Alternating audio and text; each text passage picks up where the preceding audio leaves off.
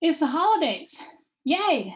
A time to gather together, hopefully virtually this year, with family, chosen family, and friends. Some we only see once or twice a year, and gather around the virtual table for a time of food, fellowship, and conversation. For some of you, that thought warms your heart. For others of you, a small chill went up your spine.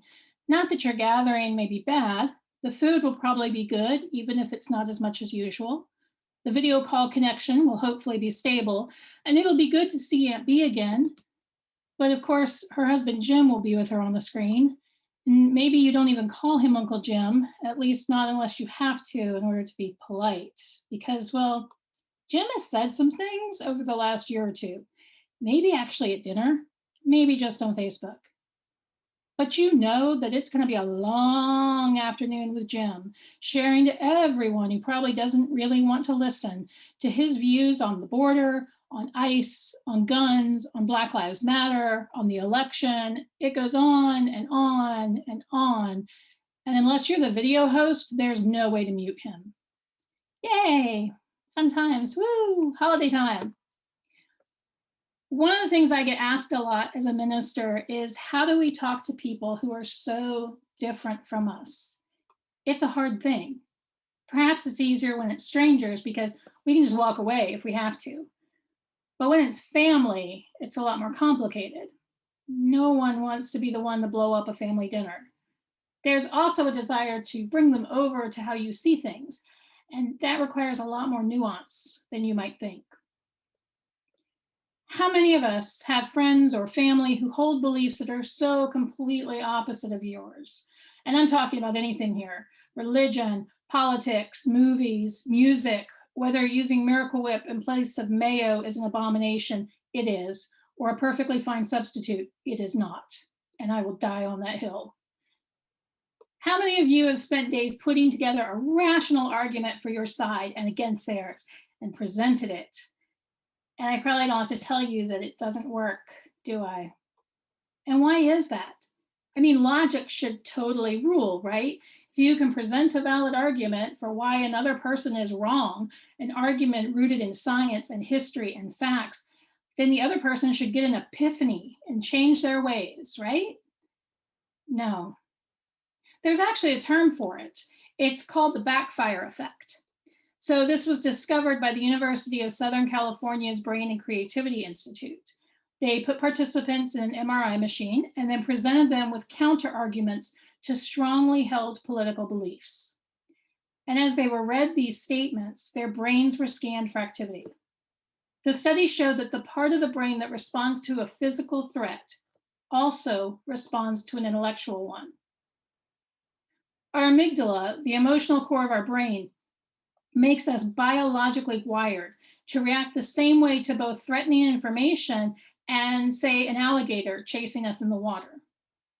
Threatening information is that information that attacks our core beliefs. Core beliefs are those beliefs that we hold most deeply.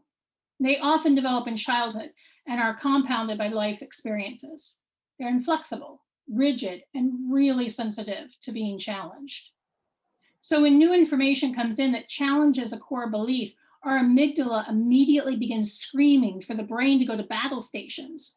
The information is challenging a worldview we hold. Our brains love consistency.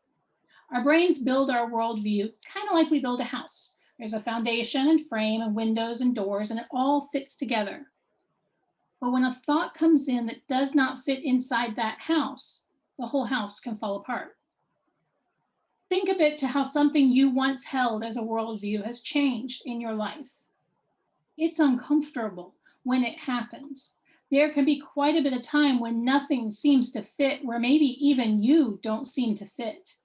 It can be scary, which is why our brains work to protect us from that feeling. So if a thought comes in that doesn't fit into the house, it rejects it. The backfire effect is the next step. The brain builds a fence and a moat and refuses all the other visitors. Basically, we double down. The author of the comic The Oatmeal, in explaining the backfire effect, follows up with this statement: Just remember that your worldview isn't a perfect house that was built to last forever. It's cheap condo, and over time, most of it will fall apart, which is a good thing. It means we can constantly change and adjust our worldview as we learn more. That's already really hard to do in our own brains, so it makes sense that it's really difficult for us to do in others. Holiday gatherings still looking pretty difficult, right? So what do we do? Megan Phelps Roper grew up in Westboro Baptist Church. She was on the picket lines as young as 5 years old. She says herself in her TED Talk that she believed every tenet of her faith. In 2009, she joined Twitter. And just like on the picket lines, people met her there with the same vitriol she found at the protests. But then she said something interesting would happen. She says, but in the midst of that digital brawl, a strange pattern developed. Someone would arrive at my profile page with the usual rage and scorn, and I would respond with a custom mix of Bible verses, pop culture references, and smiley faces. They would be understandably confused and caught off guard, but then a conversation would ensue. And it was civil, full of genuine curiosity on both sides. How had the other come to such an outrageous conclusion about the world? She goes on to tell about how one of the people she encountered on Twitter, a man named David, who ran a blog called Julicious, came to see her at a picket in New Orleans. This was after several months of heated but friendly arguments online. He'd brought her dessert from Jerusalem, and she brought him kosher chocolate. She goes on to say about David, there was no confusion about our positions, but the line between friend and foe was becoming blurred. We started to see each other as human beings, and it changed the way we spoke to one another. It took time, but eventually these conversations planted seeds of doubt in me. My friends on Twitter took the time to understand Westboro's doctrines, and in doing so, they were able to find inconsistencies I'd missed my entire life. Megan Phelps Roper left Westboro in 2012, and she credits these seeds of doubt that provided for shifts in her perspective. Those shifts led to the erosion of her worldview. She tore down the house in her brain and built a new one. Ozan Varol, in his online article, Facts Don't Change People's Minds, Here's What Does, says, quote, we're reluctant to acknowledge mistakes, to avoid admitting we were wrong. We'll twist ourselves into positions that even seasoned yogis can't hold. The key is to trick the mind by giving it an excuse. Convince your own mind or your friend that your prior decision or prior belief was the right one, given what you knew. But now that the underlying facts have changed, so should the mind. But instead of giving the mind an out, we often go for a punch to the gut. We belittle the other person. I told you so. We ostracize, basket of deplorables. We ridicule, what an idiot. He continues. The moment you belittle the mind for believing in something, you've lost the battle. At that point, the mind will dig in rather than give in. Once you've equated someone's beliefs with idiocracy, changing that person's mind will require nothing short of an admission that they are unintelligent. And that's an admission most minds aren't willing to make. So how do we get around this? I go back to Megan Phelps Roper. It was the relationships built that allowed her to open herself to listen. It was the questions her new friends were asking her that allowed her to make the changes in her mind. She didn't say that they told her she was ridiculous for believing these things. Instead, they asked her, considering X, can you tell me about your belief and why? Elizabeth Svoboda, in her article, Why Is It So Hard to Change People's Minds, says, but asking questions and showing a genuine desire to hear and acknowledge the answers sets a different tone that boosts the odds of a productive resolution, or at least a friendlier stalemate that inspires further thought and discussion. Persuasion that endures isn't a one-sided sales job, but a fertile exchange, one in which your own thinking may evolve in ways you hadn't expected. That's the key.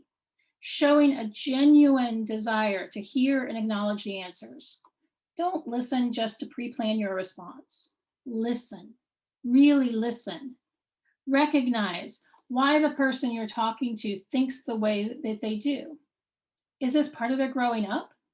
Have they not had space and room and a safe space to explore their own worldviews and do some remodeling of the home in their brain?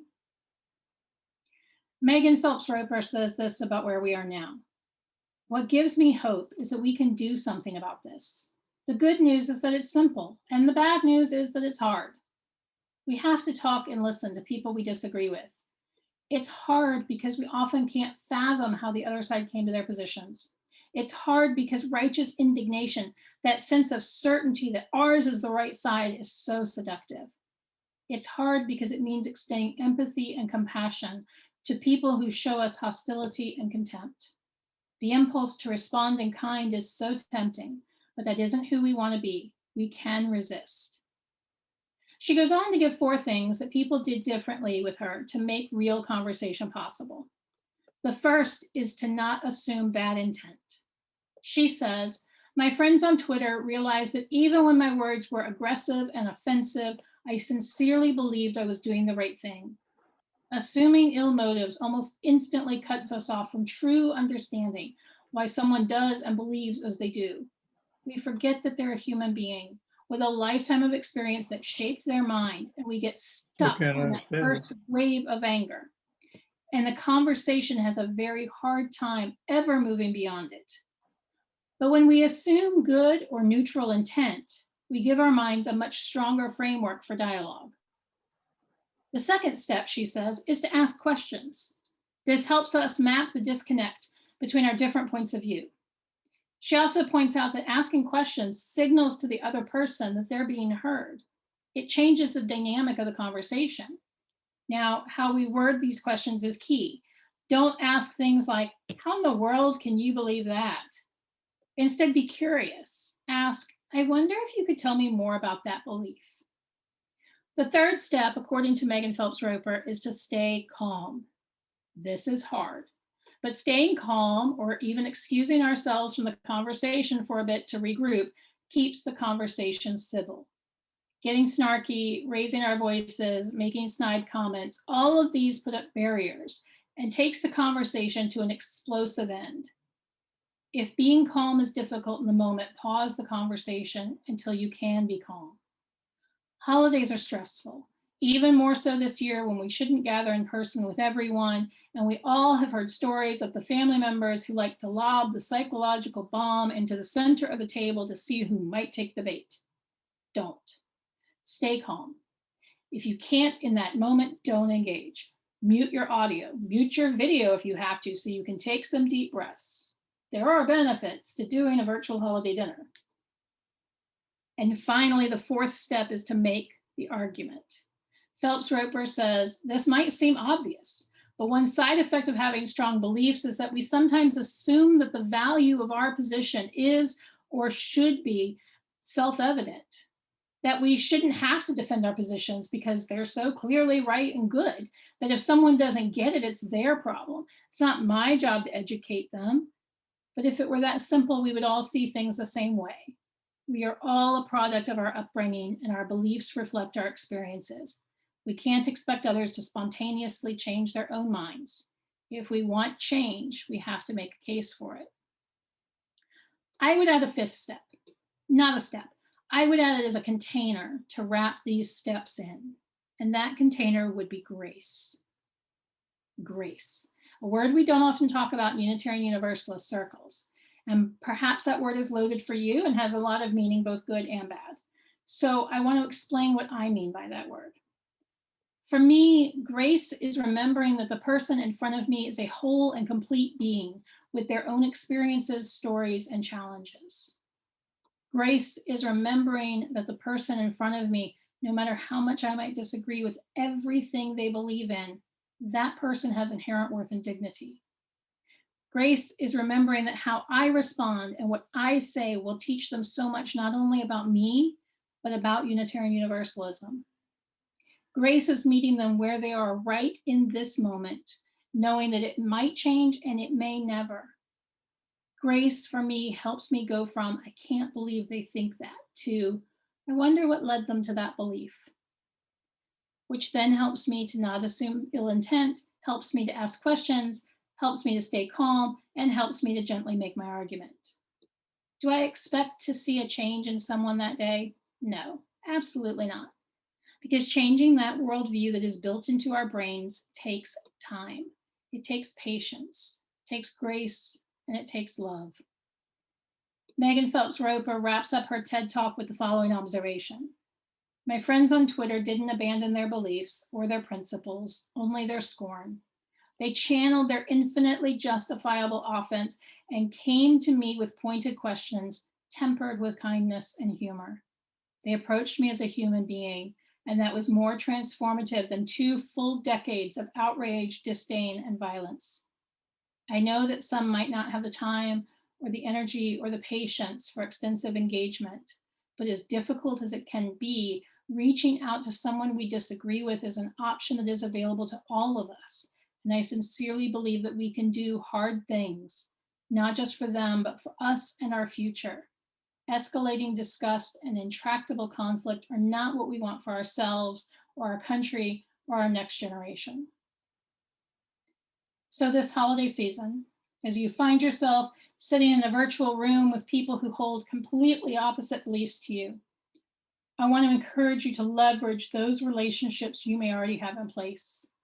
Don't assume bad intent. Ask questions, stay calm, and make the argument. Wrap up all of those in the gift of love and grace. And let's see if we can't change the world. Amen. May it be so, and blessed be.